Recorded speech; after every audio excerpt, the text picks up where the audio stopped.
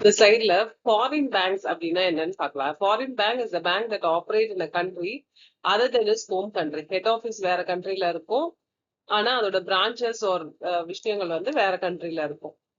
These banks offer service such as loans, deposit, trade financing and wealth management. Loans கொடுப்பாங்க, deposits எடுத்துப்பாங்க, trade finance கொடுப்பாங்க, wealth எப்படி manage பண்றதுங்கிறத help பண்ணுவாங்க. இது எல்லாமே வந்து foreign banks will do. Example வந்து Citibank USA in India, HSBC UK in China, அப்புறம் Deutsche bank German in Brazil. இது எல்லாமே comes under the foreign bank. Mode of operation, branch office இருக்கும், சப்சிடரி இருக்கும். பிரான்ச் ஆஃபீஸ்னா for example அமெரிக்கால அதோட head office இருக்கு, ஆனா வந்து சிட்டி பேங்க்ல யூஎஸ்ஏல தான் அதோட ஹெட் ஆஃபீஸ் இருக்கு, அதோட பிரான்ச் வந்து இந்தியால இருக்கு. அதே மாதிரி சப்சிடரி பேங்க்ஸ் அப்படின்னா சப்சிடரிக்கும் பிரான்ச்சுக்கும் என்ன டிஃபரன்ஸ் அப்படின்னா, பிரான்ச்சுங்கிறது அதோட ஒரு பார்ட்டா இருக்கும், சப்சிடரிங்கிறது பார்ட்னர் மாதிரி இருப்பாங்க, ஆல்மோஸ்ட் லைக் அ பார்ட்னர் மாதிரி வேலை செய்வாங்க. That is going to be a subsidiary.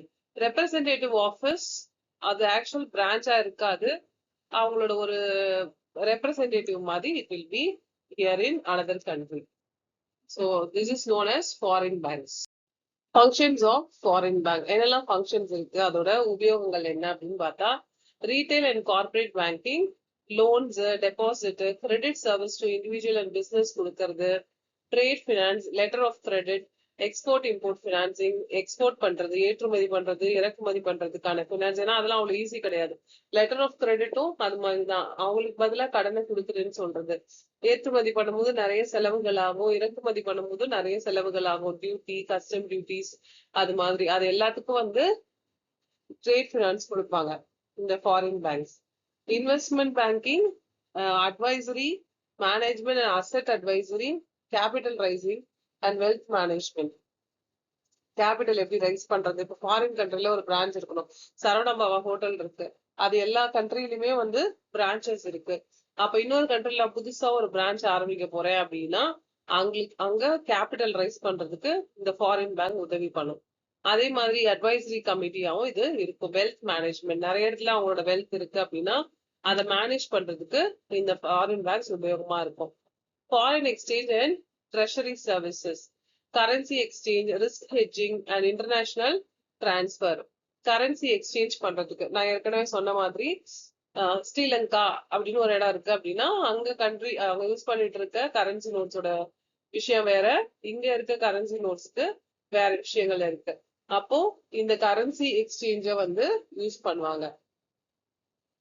Risk hedging, hedging தான் நான் ஏற்கனவே சொல்லியிருக்கேன் பல வீடியோஸ்ல எல்லாம். ஒரு ரேட்டை வந்து பிக்ஸ் பண்ணி வைக்கிறது தான் வந்து hedging.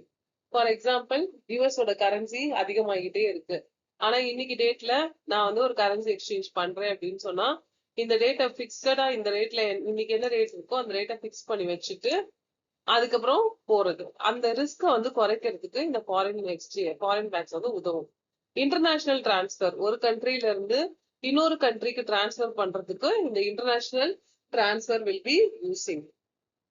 So these are the functions of foreign banks. Advantages of foreign bank. என்னென்ன advantages இருக்குன்னா, access to global capital, easier access to foreign funding and investment. Global capital, வெளிநாட்டுல ஒரு கம்பெனில வந்து ஒரு பிசினஸ் ஆரம்பிக்கணும், ஒரு பிசினஸ் டைப் வைக்கணும் அப்படின்னா ஃபாரின் ஃபண்ட் அண்ட் இன்வெஸ்ட்மெண்ட்டுக்கு இது ரொம்ப யூஸ்ஃபுல்லா இருக்கும். Next is innovation and technologies, advance digital platform and products. Innovate பண்றது, புதுசா வந்து இனோவேட் பண்றது, டெக்னாலஜிஸை வந்து இம்ப்ரூவ் பண்றது, இது எல்லாத்துக்குமே வந்து இந்த ஃபாரின் பேங்க்ஸ் யூஸ்ஃபுல்லா இருக்கும். Efficient services, faster processing due to global network. Global லெவல்ல எஃபிஷியண்டா இவங்களால ப்ராசஸ் பண்ண முடியும், எல்லா விஷயத்தையும் ஈஸியா ப்ராசஸிங்னா என்ன, திடீர்னு ஒரு இம்போர்ட் பண்றோம் இல்லைன்னா ஒரு எக்ஸ்போர்ட் பண்றோம்னு வச்சுக்கோங்களேன், நம்மளோட மீன்களை எக்ஸ்போர்ட் பண்றோம். சிம்பிள் லேமேன் லாங்குவேஜ்ல சொல்லணும்னா மீன்களே கோடிக்கணக்கில் எக்ஸ்போர்ட் பட்டுட்டு இருக்கு. பெரிய பெரிய கம்பெனிஸ் கடலை முட்டையை வந்து கோடிக்கணக்கில் எக்ஸ்போர்ட் பண்ணிட்டு இருக்காங்க. அப்ப எக்ஸ்போர்ட் ப்ராசஸிங்னு ஒரு விஷயம் இருக்கும். என்னன்னா நீங்க எக்ஸ்போர்ட் பண்ணும்போது எந்த கண்ட்ரிக்கு எக்ஸ்போர்ட் பண்றீங்க, எவ்வளவு எக்ஸ்போர்ட் பண்றீங்க, இதுக்கெல்லாம் லிமிடேஷன்ஸ் இருக்கு. சில பொருட்களை எக்ஸ்போர்ட் பண்ணக்கூடாதுன்னு இருக்கு. நம்மளோட நட்சத்திர ஆமை, இது மாதிரி விலங்கு இனங்கள் இதெல்லாம் வந்து எக்ஸ்போர்ட் பண்ணக்கூடாது. ஆனா அதையும் சில பேர் தெரியாம எக்ஸ்போர்ட் பண்றாங்க. அப்படிங்கறதுனால நிறைய அந்த கஸ்டம்ஸோட செக்கிங் இதெல்லாம் நிறைய இருக்கும். சோ இந்த ப்ராசஸ இந்த ஃபாரின் பேங்கோட நெட்வொர்க் மூலியமா கொஞ்சம் ஈஸி பண்ணி தருவாங்க. So enhanced competition encourages domestic bank to improve service and reduces costs. இன்னொரு விஷயம் என்னன்னா, ஃபாரின் பேங்க்ஸ் நிறைய இருக்கும் போது என்ன ஆகும்னா, லோக்கல் பேங்க்ஸ் அந்த கண்ட்ரியோட பேங்க்ஸ் என்ன பண்ணுவாங்கன்னா, ஃபாரின் பேங்க்ஸோட கம்பீட் பண்ணி நல்ல குவாலிட்டியான விஷயங்களை கொடுக்க முயற்சி பண்ணுவாங்க. அது one of the advantages of foreign banks. So access to global market, innovation and technology, efficient services, enhanced competition. Challenges faced by foreign banks. என்னெல்லாம் challenges இருக்கு? Regulatory hurdles, compliance with local and international laws. Regulatory hurdlesனா இப்ப 2 கண்ட்ரியோட லாஸையும் அவங்க manage பண்ண வேண்டியிருக்கும். Indian லாவையும் manage பண்ண வேண்டியிருக்கும், foreign and UK ஓட லாஸையும் manage பண்ண வேண்டியிருக்கும். Cultural and market differences, adapting a local customer preferences. வெளிநாடு சிட்டி யூனியன் பேங்கா இருக்கும், நம்மளால சிட்டி பேங்க் உள்ளே போயிருக்கேன், எனக்குலாம் ஒரு மாதிரியா இருக்கும் உண்மையா சொல்லணும்னா. நம்ம வந்து நம்மள ரொம்ப கம்மியா குறைவா நினைச்சிருவாங்களோன்னு ஒரு இன்ஃபீரியாரிட்டி காம்ப்ளெக்ஸே வந்துடும். சிட்டி பேங்க்ல எல்லாம் நம்ம போனோம் அப்படின்னு. நாங்க மினிமம் பேலன்ஸே சில பேங்க், ஆக்சிஸ் பேங்க் மாதிரியான சில பேங்க்ஸ் எல்லாம் மினிமம் பேலன்ஸே 5000 ரூபாய் வைக்க சொல்றாங்க. நம்ம மாசத்து 30ஆம் தேதி ஆச்சுன்னா நம்ம பேங்க் அக்கௌண்ட்ல 0 பேலன்ஸ் தான் இருக்கும், சேலரி அக்கௌண்ட்ல. சோ இது மாதிரியான கல்ச்சர் டிஃபரன்சஸ்னு ஒண்ணு இருக்குல்ல, அண்ட் மார்க்கெட் டிஃபரன்சஸ்னு ஒண்ணு இருக்கு. அதெல்லாம் வந்து நம்மளால கண்டிப்பா வந்து மேனேஜ் பண்றது ஃபாரின் பேங்க்ஸுக்கு கஷ்டமா இருக்கும். Political and economic risk, policy changes in currency fluctuations. Policies வந்து சேஞ்ச் ஆகிட்டே இருக்கும், எக்கனாமிக் சேஞ்ச் ஆகிட்டே இருக்கும். திடீர்னு கவர்மெண்ட் சொல்லுவாங்க, நாங்க வந்து ஃபாரின் பேங்க்ஸ் வந்து நீங்க இந்தியால கொண்டுட்டு வந்தீங்கன்னா நாங்க உங்களுக்கு வந்து இவ்வளவு சார்ஜ் பண்ண போறோம், எங்க கண்ட்ரில வந்து நீங்க உங்க பேங்கோட பிரான்ச் வைக்கிறதுனால நாங்க இவ்வளவு அதிகமா சார்ஜ் பண்ணுவோம் அப்படின்னு சொல்லி சார்ஜஸ் அதிகமாக்கலாம். அது மாதிரி பாலிசிஸ சேஞ்ச் பண்ணலாம். அது மாதிரி ப்ராப்ளம் வர்றதுக்கு வாய்ப்பு இருக்கு. Market entry barriers, restriction of ownership, capital and operations.